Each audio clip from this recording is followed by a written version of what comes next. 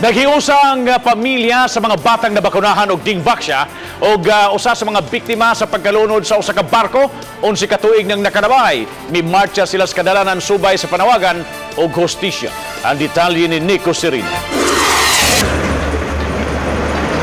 Gikan sa pier area nagmarcha kini mga tao bitbit ang lain-laing mga banners ug streamers. Duha sila ka grupo nga pulos nanawagan og hustisya sa ilang nadangatan. Ang usa ka pundok kabanay sa mga kabataan nga nabakunahan sa kontrobersyal nga anti-dengue vaccine nga Dengvaxia.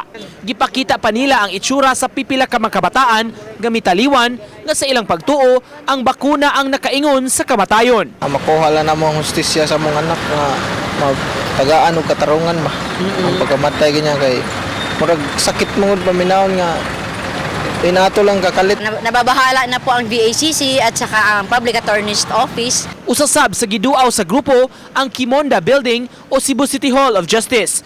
Mihimo og silent protest ang pamilya sa mga nangamatay sa pagkalunod sa MV Princess of the Stars sa kadagatan sa Romblon.